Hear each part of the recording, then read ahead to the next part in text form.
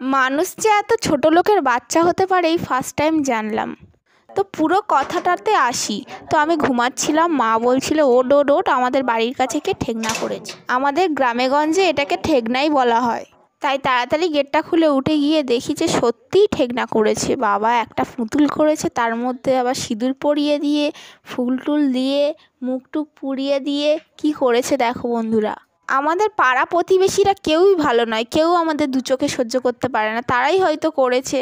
নিশ্চয় কেউ বাইরের লোক তো আর করতে আসবে না। তো দেখো কি অবস্থা করেছে, আমাদের পুরো যাওয়ার রাস্তার সামনে এটা করে দিয়ে চলে গেছে। রাস্তার মুখের সামনে হলে নয় হতো, পুরো আমাদের পুরো বাড়ির উঠানের মাঝখানে করেছে।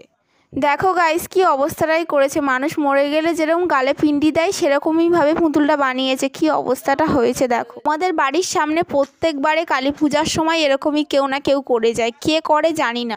এখন কি করব বুঝতে পারছি না। তোমরা যদি কেউ এর প্রতিকার জানো প্লিজ কমেন্ট বক্সে জানিয়ে যেও।